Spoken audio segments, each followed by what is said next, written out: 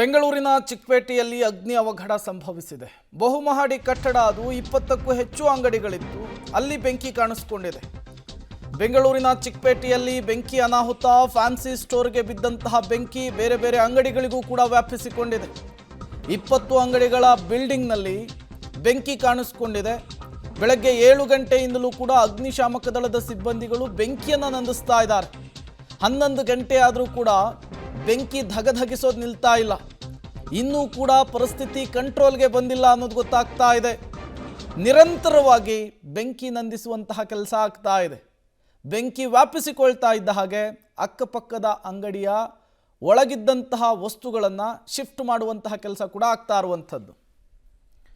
Details ಅನ್ನು ಕೊಡೋದಕ್ಕೆ ಚಿಕ್ಕಪೇಟೆಯಿಂದ ಪ್ರತಿನಿಧಿ ಪ್ರಕಾಶ್ ನೇರ ಸಂಪರ್ಕದಲ್ಲಿ ಜಾಯಿನ್ ಆಗಿದ್ದಾರೆ. ಪ್ರಕಾಶ್, ಹೇಳಿ ಕೇಳಿ ಚಿಕ್ಕಪೇಟೆ ಜನಸಂದಣಿ ಇರುವಂತಹ ಜಾಗ, ತುಂಬ ಕಿರಿದಾದ ರಸ್ತೆಗಳಿರುವಂತಹ ಜಾಗ, ಇಲ್ಲಿ ಬೆಂಕಿ ಕಾಣಿಸ್ಕೊಂಡಿರುವಂಥದ್ದು. ಸದ್ಯಕ್ಕೆ ಪರಿಸ್ಥಿತಿ ಹೇಗಿದೆ? ಏನಾದರೂ ಅನಾಹುತಗಳಾಗಿದೆಯಾ? ಸ್ಥಳದಿಂದ ಏನು ಡೀಟೇಲ್ಸ್ ಸಿಗ್ತಾ ಇದೆ ಪ್ರಕಾಶ್? ಪ್ರೇಮ್, ನೇರವಾಗಿ ಘಟನಾ ಸ್ಥಳದ ದೃಶ್ಯಗಳನ್ನೇ ತೋರಿಸ್ತಾ ಹೋಗ್ತೇನೆ. ಇದು ಚಿಕ್ಕಪೇಟೆ ಮೆಟ್ರೋ ನಿಲ್ದಾಣದಿಂದ ಒಳಭಾಗಕ್ಕೆ ಸುಮಾರು ಒಂದು 500-600 ಮೀಟರ್ ಒಳಭಾಗದಲ್ಲಿ ಕುಂಬಾರಪೇಟೆ ಅನ್ನುವಂಥ ಪ್ರದೇಶ ಬರುತ್ತೆ.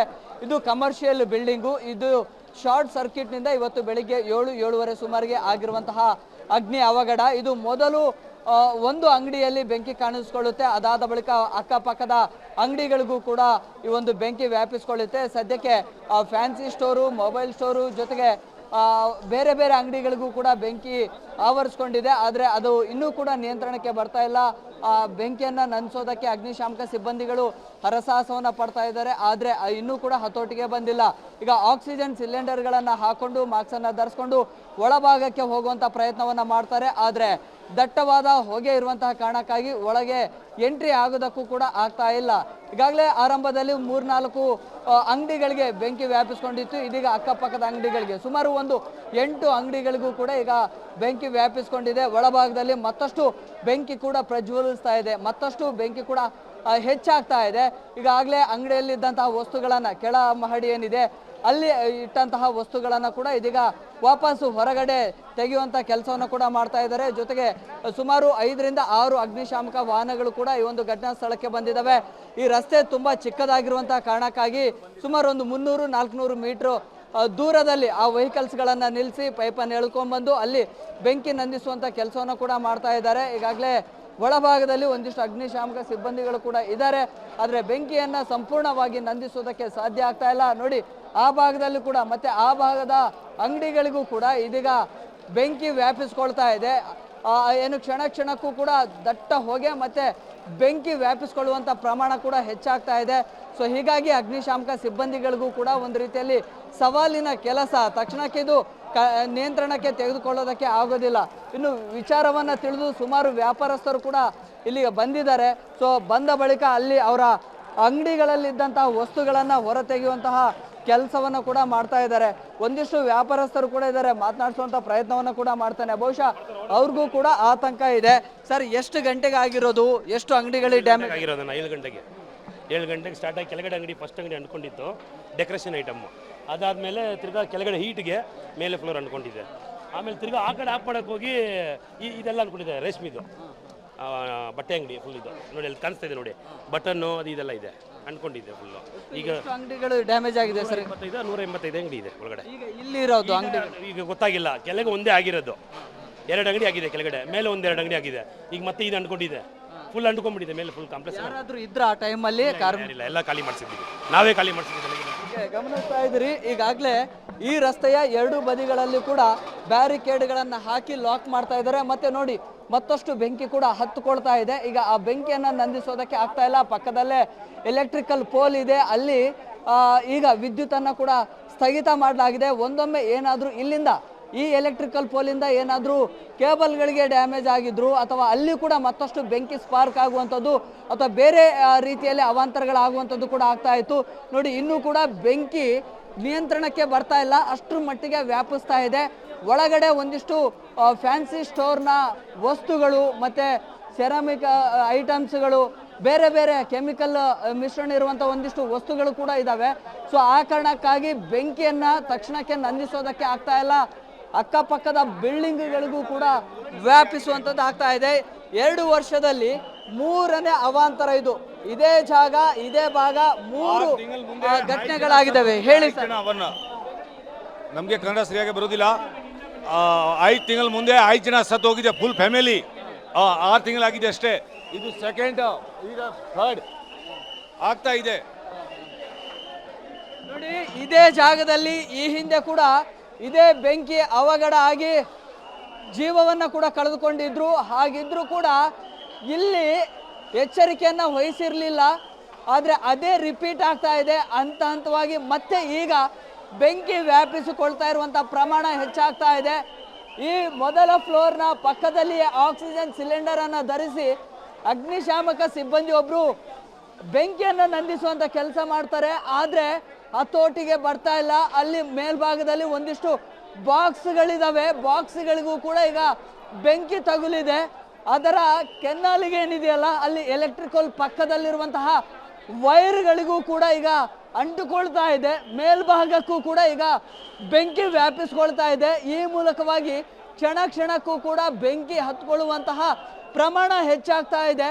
ಮತ್ತಷ್ಟು ಅಗ್ನಿಶಾಮಕ ವೆಹಿಕಲ್ಸ್ಗಳು ಕೂಡ ಘಟನಾ ಸ್ಥಳಕ್ಕೆ ಬರೋದಕ್ಕೆ ಇಲ್ಲಿನ ಸಿಬ್ಬಂದಿಗಳು ಕೂಡ ಸೂಚನೆಯನ್ನು ಕೊಟ್ಟಿದ್ದಾರೆ. ಸುಮಾರು 30ಕ್ಕೂ ಹೆಚ್ಚು ಅಗ್ನಿಶಾಮಕ ಸಿಬ್ಬಂದಿಗಳು ಈ ಒಂದು ಬೆಂಕಿ ನಂದಿಸುವಂತಹ ಕಾರ್ಯಾಚರಣೆಯನ್ನು ಮಾಡ್ತಾ ಇದ್ದಾರೆ. ಆದರೆ ಈವರೆಗೂ ಕೂಡ ನಿಯಂತ್ರಣಕ್ಕೆ ತರುವಂತಹ ಕೆಲಸ ಕೂಡ ಆಗ್ತಾ ಇಲ್ಲ. ಅಷ್ಟರ ಮಟ್ಟಿಗೆ ಬೆಂಕಿ ವ್ಯಾಪಿಸ್ಕೊಳ್ತಾ ಇದೆ.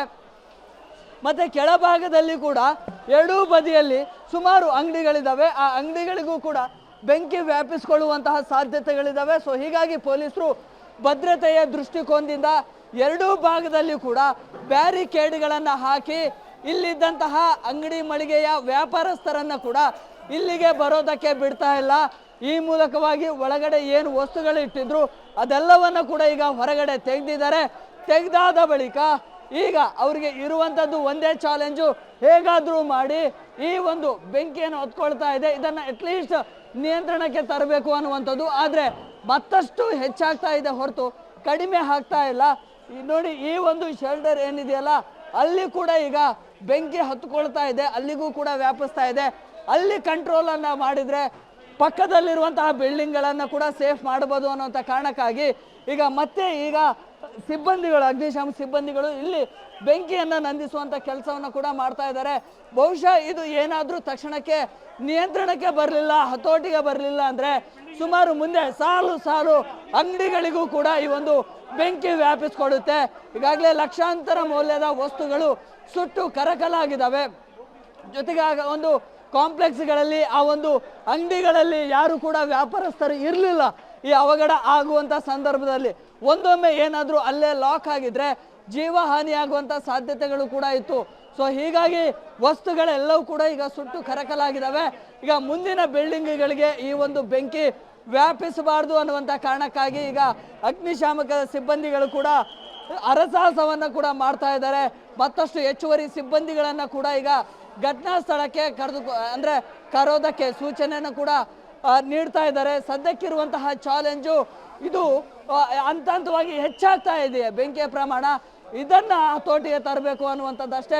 ಸೊ ನೋಡಿ ಎಷ್ಟರ ಮಟ್ಟಿಗೆ ಈ ರೀತಿಯ ಸಾಹಸದ ಸನ್ನಿವೇಶಗಳಿದೆಲ್ಲವೂ ಕೂಡ ತಕ್ಷಣಕ್ಕೆ ಇಲ್ಲಿ ಬರಬೇಕು. ಆಕ್ಸಿಜನ್ ಸಿಲಿಂಡರ್ಗಳನ್ನು ಹಾಕ್ಕೊಂಡು ಒಳಭಾಗಕ್ಕೆ ಹೋದರೂ ಕೂಡ ಅಲ್ಲಿ ಅವ್ರಿಗೆ ಉಸಿರಾಡಲಿಕ್ಕೂ ಕೂಡ ಆಗ್ತಾ ಇಲ್ಲ, ಅಷ್ಟರ ಮಟ್ಟಿಗೆ ಸಿಚುವೇಶನ್ ಇದೆ. ಸೊ ಒಂದೊಮ್ಮೆ ಏನಾದರೂ ಪಕ್ಕದ ಬಿಲ್ಡಿಂಗ್ಗಳಿಗೆ ಬಂದರೆ ಅಲ್ಲಿ ಕೆಮಿಕಲ್ಸ್ ಮಿಶ್ರಣ ಇರುವಂಥ ಒಂದಿಷ್ಟು ಐಟಮ್ಸ್ಗಳನ್ನು ಕೂಡ ಸಂಗ್ರಹ ಮಾಡಲಾಗಿದೆ. ಅಲ್ಲಿ ಏನಾದರೂ ಬೆಂಕಿ ವ್ಯಾಪಿಸಿದರೆ ಸೊ ಆ ವಸ್ತುಗಳು ಸ್ಫೋಟ ಆಗುವಂಥ ಸಾಧ್ಯತೆಗಳು ಕೂಡ ಇದ್ದಾವೆ. ಸೊ ಹೀಗಾಗಿ ಹೇಗಾದರೂ ಮಾಡಿ ತಕ್ಷಣಕ್ಕೆ ನಿಯಂತ್ರಣಕ್ಕೆ ತೆಗೆದುಕೊಳ್ಬೇಕು ಅನ್ನುವಂತಹ ಪ್ರಯತ್ನವನ್ನು, ಹರಸಾಹಸವನ್ನು ಈಗ ಸಿಬ್ಬಂದಿಗಳು ಕೂಡ ಮಾಡ್ತಾ ಇದ್ದಾರೆ. ಎಲ್ಲ ವ್ಯಾಪಾರಸ್ಥರನ್ನು ಕೂಡ ಇಲ್ಲಿಂದ ಆಚೆ ಕಳಿಸಲಾಗಿದೆ. ಯಾರನ್ನು ಕೂಡ ಆಯಾ ಅಂಗಡಿಗಳಲ್ಲಿ ಇಟ್ಟಂತಹ ವಸ್ತುಗಳನ್ನು ತೆಗೆದುಕೊಂಡು ನೇರವಾಗಿ ಹೊರಗಡೆ ಬರೋದಕ್ಕೆ ಸೂಚನೆ ಕೊಟ್ಟಿದ್ದಾರೆ. ಅದರಂತೆ ಎಲ್ಲ ವ್ಯಾಪಾರಸ್ಥರು ಕೂಡ ಬಂದಿದ್ದಾರೆ. ಯಾರನ್ನು ಕೂಡ ಒಳಭಾಗಕ್ಕೆ ಬರೋದಕ್ಕೂ ಕೂಡ ಬಿಡ್ತಾ ಇಲ್ಲ. ಸೊ ತಕ್ಷಣಕ್ಕಿರುವಂಥ ಪಕ್ಕದಲ್ಲಿ ಮತ್ತೊಂದು ಕುಟುಂಬಗಳು ಕೂಡ ವಾಸ ಇರುವಂತಹ ಬಿಲ್ಡಿಂಗ್ ಅದು ಪಕ್ಕದ್ದು. ಸೊ ಅಲ್ಲಿ ಆ ಒಂದು ಕುಟುಂಬಗಳಿಗೂ ಕೂಡ ಒಂದು ರೀತಿಯಲ್ಲಿ ಆತಂಕ ಇದೆ. ಈ ಬಿಲ್ಡಿಂಗಿಂದ ಏನಾದರೂ ವ್ಯಾಪಿಸಿದರೆ ಆ ಕುಟುಂಬಗಳಿಗೂ ಕೂಡ ಜೀವಕ್ಕೆ ಹಾನಿಯಾಗುವಂಥ ಸಾಧ್ಯತೆ ಇದೆ. ಈ ನಿಟ್ಟಿನಲ್ಲಿ ಇಲ್ಲಿಗೆ ಈ ಒಂದು ಬೆಂಕಿಯನ್ನು ನಿಯಂತ್ರಣ ಮಾಡೋದಕ್ಕೆ ಅಥವಾ ಹತೋಟಿಗೆ ತರೋದಕ್ಕೆ ಹರಸಾಹಸವನ್ನು ಮಾಡಲಾಗ್ತಾ ಇದೆ. ಸೊ ಸದ್ಯಕ್ಕೆ ಬೆಂಕಿಯನ್ನು ನಂದಿಸುವಂಥದ್ದು ಒಂದು ರೀತಿಯಲ್ಲಿ ಚಾಲೆಂಜಿಂಗ್ ಆಗಿದೆ. ಪ್ರೇಮ್, ಪ್ರಕಾಶ್, ಕಳೆದ 3-4 ಗಂಟೆಯಿಂದಲೂ ಕೂಡ ಬೆಂಕಿಯನ್ನು ನಂದಿಸುವುದಕ್ಕೆ ಅಗ್ನಿಶಾಮಕ ದಳದ ಸಿಬ್ಬಂದಿಗಳು ಹರಸಾಹಸ ಪಡ್ತಿದ್ದಾರೆ. ಸದ್ಯಕ್ಕೆ ಪರಿಸ್ಥಿತಿ ಬೆಂಕಿಯನ್ನು ನಂದಿಸುವಂತಹ ನಿಟ್ಟಿನಲ್ಲಿ ಹೇಗೆ ಸಾಗ್ತಾ ಇದೆ?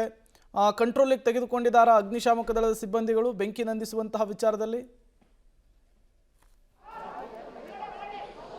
ನೋಡಿ, ಆರಂಭದಲ್ಲಿ ಕೇವಲ ಒಂದು ಅಂಗಡಿಯಲ್ಲಿ ಮಾತ್ರ ಬೆಂಕಿ ಹತ್ಕೊಂಡಿತ್ತು. ಅದನ್ನ ಆರಿಸ್ತಾ ಇದ್ದ ಹಾಗೆ ಪಕ್ಕದ ಬಿಲ್ಡಿಂಗ್ ಕೂಡ ಆ ಒಂದು ಬೆಂಕಿ ವ್ಯಾಪಿಸ್ಕೊಳ್ತು. ಅದಾದ ಬಳಿಕ ಅಲ್ಲಿಗೆ ಎಂಟ್ರಿ ಆಗಿ ಆಕ್ಸಿಜನ್ ಸಿಲಿಂಡರ್ಗಳನ್ನು ಇಟ್ಕೊಂಡು ಅಲ್ಲಿ ಬೆಂಕಿ ನಂದಿಸುವಂಥದ್ರಲ್ಲಿ ಸಕ್ಸಸ್ ಆದ್ರು. ಇನ್ನೇನು ಹತೋಟಿಗೆ ಬಂತು ಅನ್ನುವಷ್ಟರಲ್ಲೇ ಪಕ್ಕದ ಬಿಲ್ಡಿಂಗಿಗೂ ಕೂಡ ವ್ಯಾಪಿಸ್ತು. ಸೊ ಅಲ್ಲಿ ಒಂದಿಷ್ಟು ಸೀರೆ ಅಂಗಡಿಗಳಿದ್ದಾವೆ, ಜೊತೆಗೆ ಈ ಒಂದು ಫ್ಯಾನ್ಸಿ ಸ್ಟೋರ್ನ ಐಟಮ್ಸ್ಗಳಿದ್ದಾವೆ. ಸೊ ಅದಕ್ಕೆ ಬೆಂಕಿ ತಾಗ್ತಾ ಇದ್ದ ಹಾಗೆ ದೊಡ್ಡ ಪ್ರಮಾಣದಲ್ಲಿ ಪಕ್ಕದ ಬಿಲ್ಡಿಂಗುಗಳಿಗೂ ಕೂಡ ಸ್ಪ್ರೆಡ್ ಆಯಿತು. ಸೊ ಈಗಿರುವಂತಹ 2 ಬಿಲ್ಡಿಂಗ್ಗಳಲ್ಲೇ ದೊಡ್ಡ ಪ್ರಮಾಣದಲ್ಲಿ ಬೆಂಕಿ ಹೊತ್ತಿ ಹುರಿತಾ ಇದೆ. ಸೊ ಅದನ್ನೇನಾದ್ರೂ ಕಂಟ್ರೋಲ್ ಮಾಡಿದ್ರೆ ಪಕ್ಕದ ಅಂಗಡಿಗಳಿಗೆ ವ್ಯಾಪಿಸೋದನ್ನ ಕೂಡ ತಡೆಗಟ್ಟಬಹುದು. ಈ ನಿಟ್ಟಿನಲ್ಲಿ ಇದೀಗ ಹೆಚ್ಚುವರಿ ಅಗ್ನಿಶಾಮಕ ಸಿಬ್ಬಂದಿಗಳು ಕೂಡ ಘಟನಾ ಸ್ಥಳಕ್ಕೆ ಬರ್ತಾ ಇದ್ದಾರೆ. ಇದ್ದಂತಹ ಸಿಬ್ಬಂದಿಗಳೇ ಪರಿಸ್ಥಿತಿಯನ್ನ ನಿಯಂತ್ರಣಕ್ಕೆ ತೆಗೆದುಕೊಳ್ಳೋದಕ್ಕೆ ಹರಸಾಹಸವನ್ನ ಮಾಡ್ತಾ ಇದ್ದಾರೆ. Prem. Okay, thank you Prakash ತಮ್ಮೆಲ್ಲ ಮಾಹಿತಿಗಾಗಿ.